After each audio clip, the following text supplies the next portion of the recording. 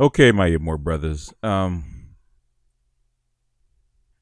think I'm done with trying to mix politics and world economics, macroeconomics in this particular forum or this particular channel. IBMOR is mostly supposed to be a more cultural channel than anything else, which is what I mainly focus on.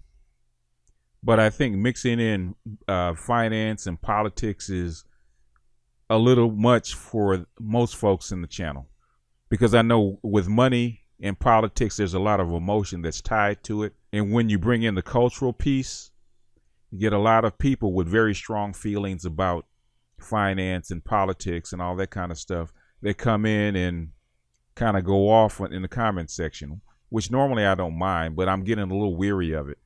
So I'm thinking I might move this kind of topic over to my book section, which is a lot smaller and a little bit more focused as far as people that are willing to study and willing to research.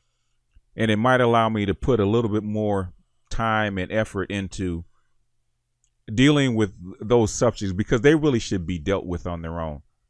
Because the little bit of politics and finance that I do sprinkle in here, man, that gets a lot of backlash.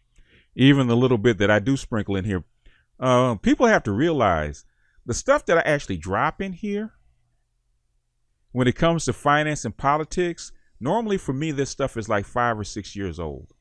It's something that I've been watching for 5 or 6 years, and I've been watching it develop. So when I actually drop it, I'm actually telling you that this stuff is imminent. And a lot of people come in this section, man, that argue and think and act like I just raped their sister or something. Say, like, for instance, the fourth industrial revolution. Man, they've been talking about that for 5 years. The World Economic Forum has been talking about it for 2. The Council of Foreign Relations, the Foreign Affairs, they've been talking about it for 3 or 4. So when they finally announced it that it's going to happen, and I actually let people know, I'm not trying to look like I'm a know-it-all. I'm giving you the best information that I can. And while I don't mind people that will give me respectful feedback, I don't mind that. But when I point out where you're wrong, and I'm giving you information about where you're wrong, why you're wrong, and where you can go get better information, I think that the topic of a discussion should be over. People think just because you have an idea that you can make a difference as far as how the world is going to work. It's not.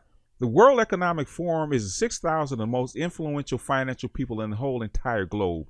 This is the 1% of the 1%.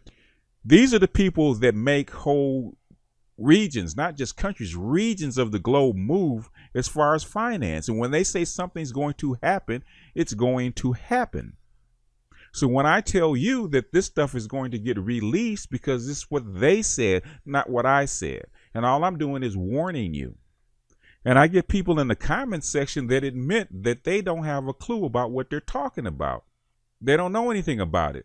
But me, the dude that's been studying this crap for 25 years, all of a sudden my opinion is wrong, and my opinion is less valid than theirs. So I'm going to limit what I put in here as far as finance and politics in this particular form. And I think I'm going to move the rest of that over to the books form, where it's probably smaller and probably for people that are a little bit more serious about politics and finance, because it's more about studying and reading. And that way I can populate it with more focused material, because there's a lot of material out there. I mean, I get this kind of stuff daily. I know at least daily I must at least get at least 10 or 15 articles that relate to what's going on, anywhere from what's going on with Russia and Syria all the way to China and finance. Like, I got a bunch of stuff on Hillary Clinton as far as her FBI probe and what's going on with Deutsche Bank, and there's just tons of stuff. But I'm going to stop talking, and I'm going to play this clip from a guy, Liaquat Ahamed, who won a Pulitzer Prize for writing a financial book called The Lords of Finance, The Bankers Who Broke the World. And it's about the pre-World War gold standard bankers, and it goes through their history and how the banking system worked back then, how the gold system worked back then, and why they changed it into the Keynesian Bretton Woods system. There's a whole lot of reasons behind that. But the dude is he was a financier. He's also a historian, and he wrote this great book that everybody should read. I'll put it in the description. But I'm going to play this interview that came from Wealth Track. I'll also put that in the description, because this is the kind of stuff that you should read if you want to learn how the system works. Because I had to, back in 1994 when I started trading futures, man, I didn't know any of this shit. I had no clue what a M3 money supply was, or the M1 money supply was, or how gold worked. And I thought I knew how gold worked until the 2008 financial crisis. And I realized I didn't really know how gold actually worked. And I had to go back through all my notes and stuff like that and relearn everything, how the financial global architecture worked. So basically, I've been studying this stuff, putting in 15, 20 hours a week for 10 years, studying and reading about this stuff, because at the time it was a hobby. But after reading so much and studying so much and doing this stuff on a daily basis, I can safely say I know more about this stuff than, say, like 95% of the people out there. And basically, I'm just scratching the surface. I don't pump it into this particular channel because basically, if I did, it would kill the channel. Because this is not what the channel was meant for. My books channel is probably meant for more of that. So in the future, I think I'm going to put more of this kind of stuff onto my books channel. So people that want to subscribe to it and get updates to it, if we want stuff that's actually in politics or about global finance, I think I'm going to start putting it there. So when I put it there, I can expect people that actually come to the page will be a little bit more sophisticated, a little bit more knowledgeable, and a little bit more well-read. Anyway, I'm going to close out this rant, and I'm going to play for you Liaquat Ahamed talking about his book, The Lords of Finance, and talking about how the banking system worked then and how it works now and what the difference is. Because there's a balance between, like he said, free money and the gold standard. You don't have free money with the gold standard. And there's trade-offs with each. A free market and a gold standard are two different things. Free market is way more risk and probably way more work, and a gold standard is a lot less risk, but a lot less free and a lot more restrictive. But anyway, that's an argument for another day, and we're going to save that argument for the books channel.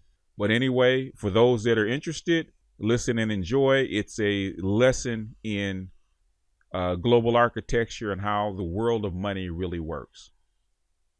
Ever since we recommended the Pulitzer Prize-winning book, Lords of Finance, The Bankers Who Broke the World, for our Wealth Track bookshelf several years ago, I have been meaning to get in touch with its author, Liaquat Ahamed, to pick his brain about the 4 powerful central bankers he profiled from the early 20th century who were basically in charge of the world's financial architecture coming out of World War I and going into the Great Depression. They represented the financial centers, largely private, of the 4 economic powerhouses of the time. There was Montague Norman of the Bank of England, Emile Moreau of Banque de France, Hjalmar Schacht of the Reichsbank, and Benjamin Strong of the Federal Reserve Bank of New York. How powerful were they? How did we go from the roaring 20s to the desperate 30s? Are there lessons to be learned from their experiences, and have we absorbed any? Liaquat Ahamed came to the topic from his own experience in the investment business, including during some financial crises. From 2001 to 2004, he was chief executive officer of Fisher, Francis, Trees & Watts, a fixed-income investment management firm and subsidiary of BNP Paribas.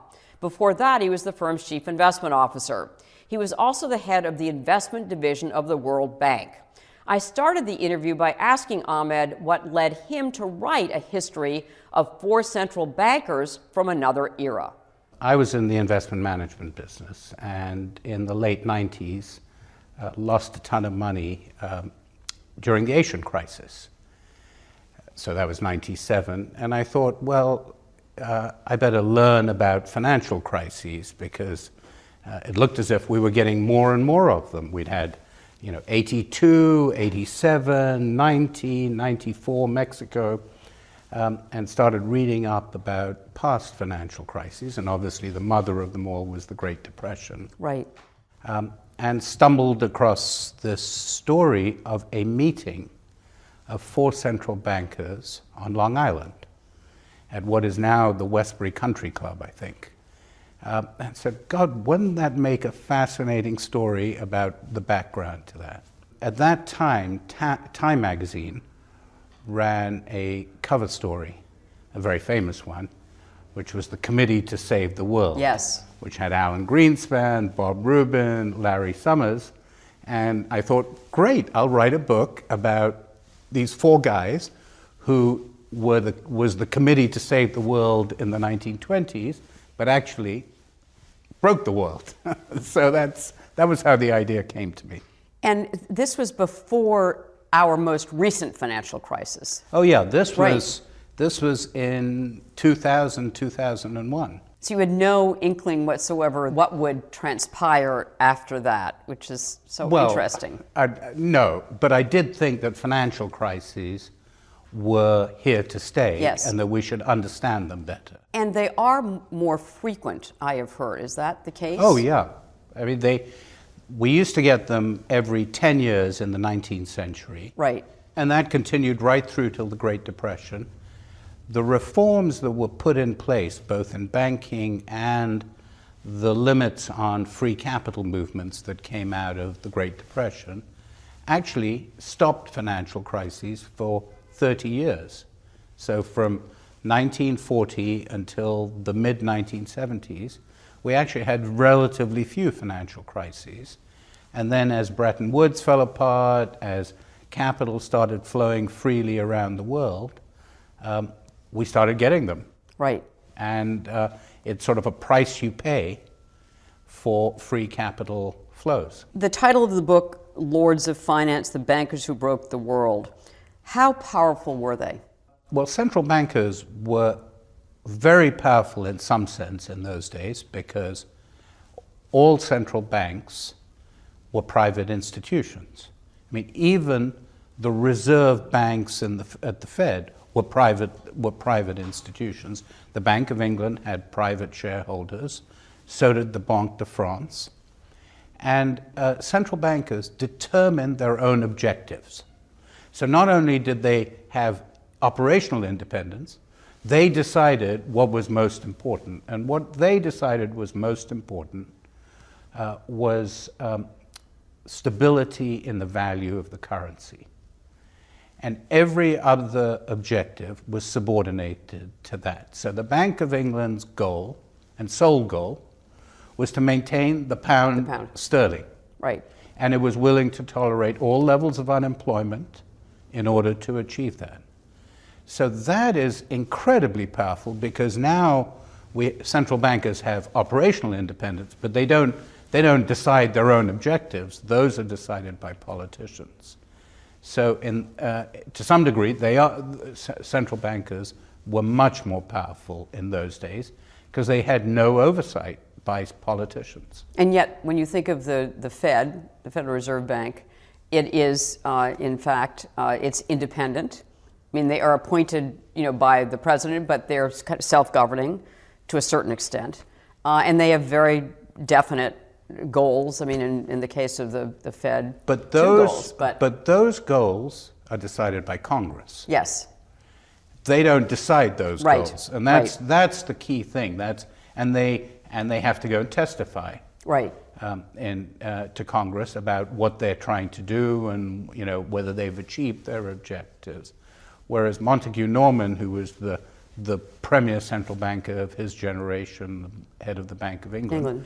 Never testified to Parliament. And once was called to testify in the 30s after the Great Depression. And he's sitting in front of all of these parliamentarians and they said, Governor Norman, what were your reasons for doing these things? And At first he didn't answer and just tapped his nose 3 times. Then he said, "I don't have reasons, I have instincts." That is a frightening thought, right? Right. To hear that. Of course, now that after the financial crisis, we do know in many cases that all of our government officials and the Fed officials were relying on their instincts to a certain point too, because they were kind of flying by the seat of their pants. Yeah.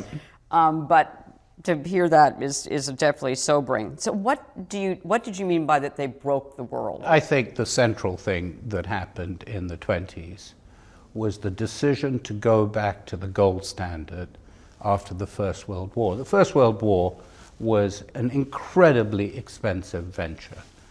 European economies spent 50% of their GDP per year for 4 years fighting that war. They came out saddled with enormous amounts of debt.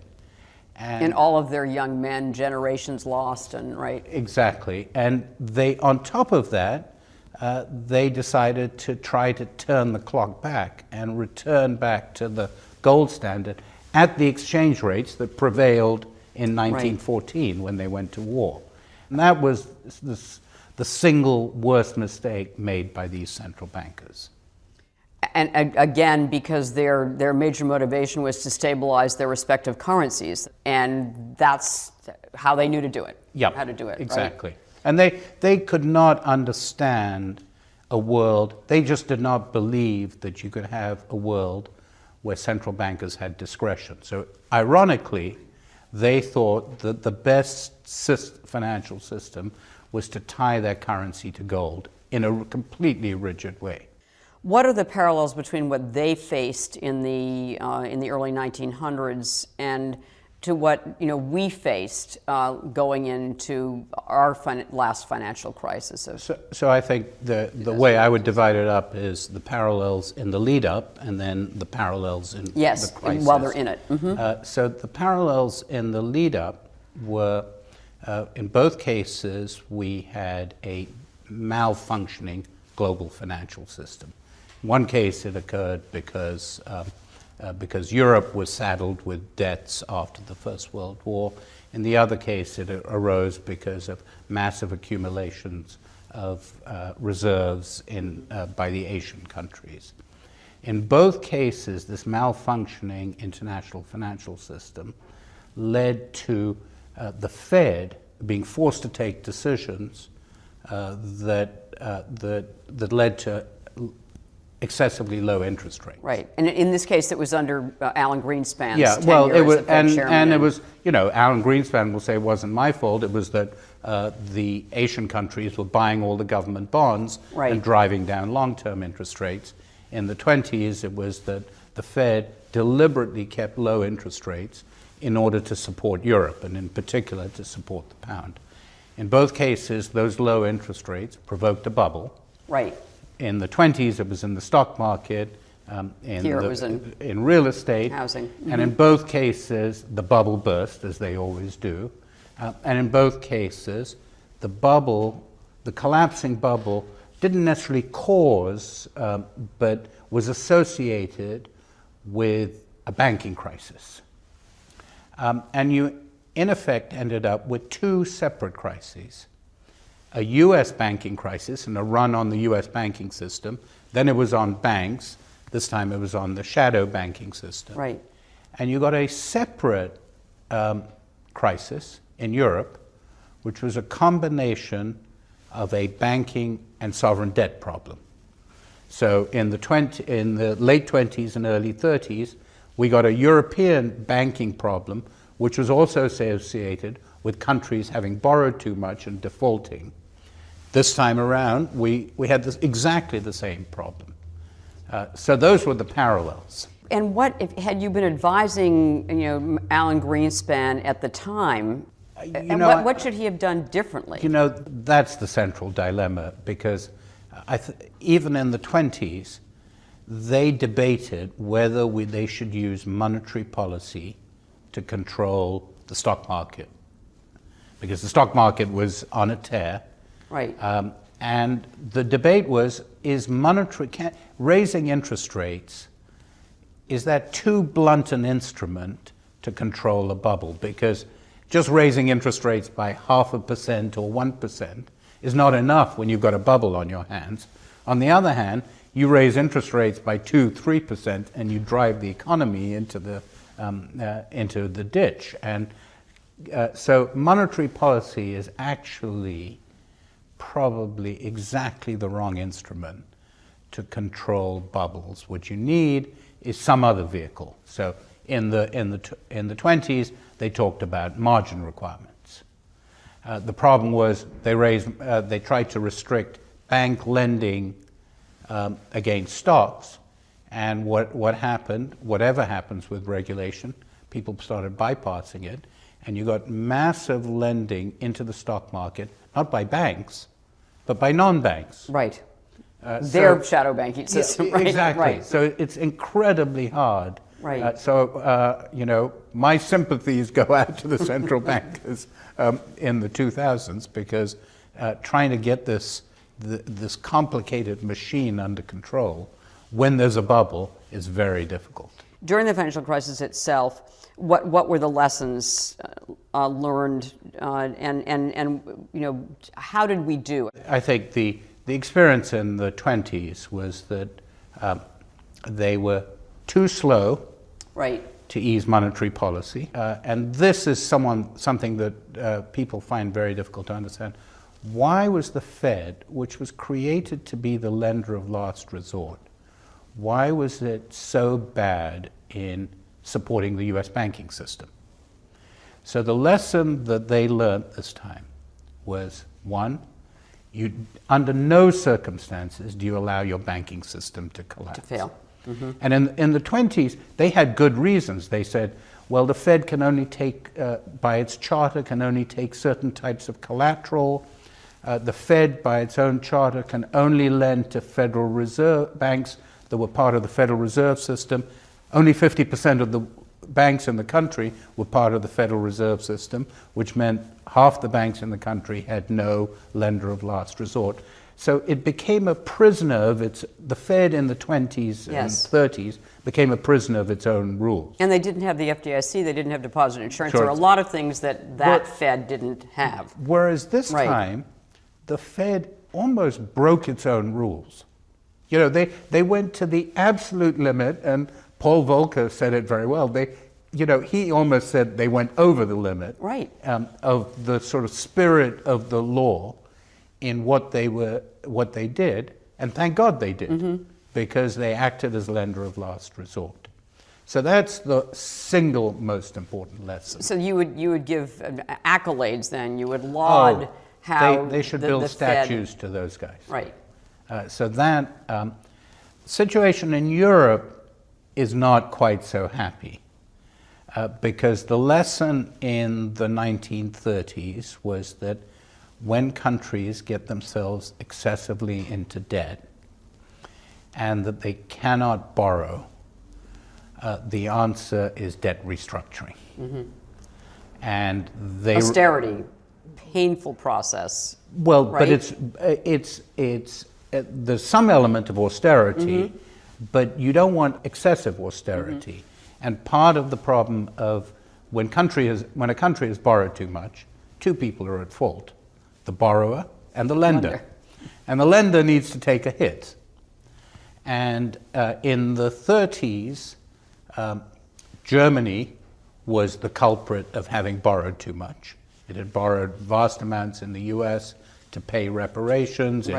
It still owed reparations to Britain and France. After World War I. Yeah, and the French refused to allow Germany any leeway in reducing those debts. And so Germany had no alternative but to tighten austerity, and they got a much worse. The German Depression in 31, 32, 33 was even worse than the U.S. Depression. So this time round, we should have restructured Greek debt earlier. Instead, we insisted that they hunker down and pay off those debts, and they've ended up in a situation where they've still got too much debt, and the problem is still consuming it. Therefore, your advice to Mario Draghi President of the ECB would be what? Yeah, Mario Draghi is doing what he can. Now, finally, yeah. right. But my advice to the Germans is that Greece has debt of close to 200% of GDP. No one pays off debt that's 200% of GDP, so just bite the bullet and reduce those debts. Through just restructuring, not forgiveness necessarily, but kind of the equivalent of a certain ultimately, extent. it's always forgiveness. Right. You don't have to forgive all of it, but you've got to forgive a big chunk of it.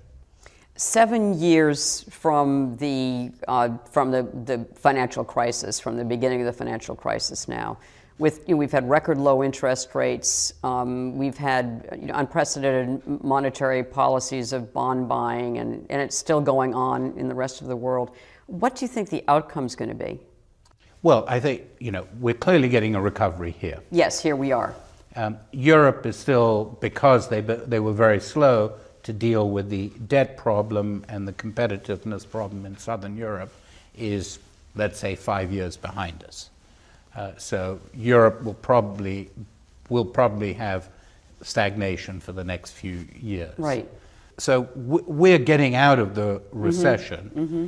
What are the long-run consequences? I suspect that we're going to have a long period of deleveraging. So among governments. No, and also in the private sector. All right, because corporations actually in the U.S. have deleveraged. Right, and households are sort of slow to. Yes. There's some uptick in debt, but if you compare it to 7 years ago, household debt has gone down. Yes.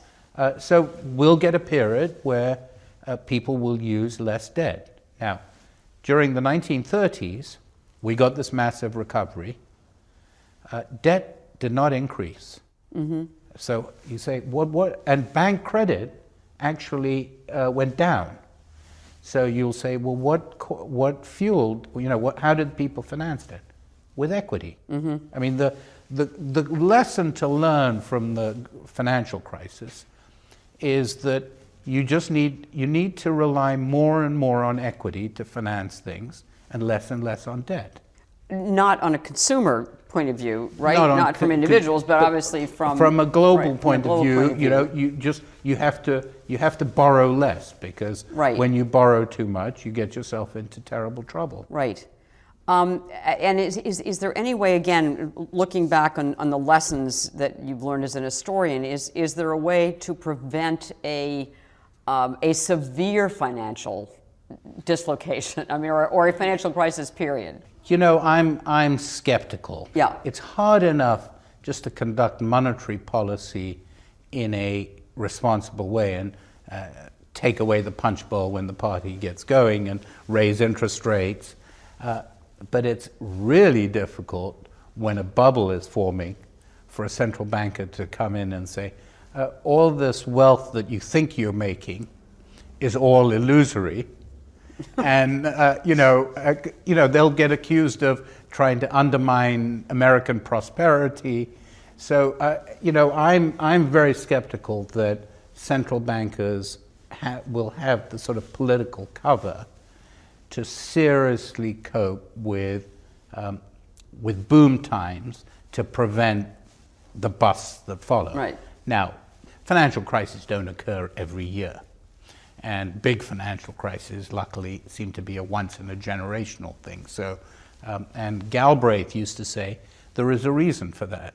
It's that when the old generation passes away and a new generation comes along that doesn't remember those lessons. Exactly. So, we had boom times in Wall Street in the late 60s, and then we went through a long period of fallow years, and and those animal spirits. And I think we're getting those fallow years on Wall Street now. This is a hard turn, but my final question to you is, we always ask each guest on Wealth Track if there's one investment that we should all own some of in a long-term diversified portfolio. So you can put on your former fixed income manager's hat, Liaquat, and tell us what it would be. What would you advise? I think the adage that one of the Rothschilds had, which is, but you should buy when there is the sound of cannons in the street. And essentially, he's saying, buy when there's terrible troubles and everything looks awful. Right. So where does everything look awful? Greece. So I would buy assets in Greece. Or an ETF. I'm sure there's a Greek ETF. Yeah. But I suspect that there's much more opportunity. There's going to be much more opportunity in the private market as private equity firms try and snap up basically distressed assets in Europe. All right. Well, we will leave it there. Thank you so much for joining us. Thank you. And thank you for your wonderful book, Lords of Finance. Thanks.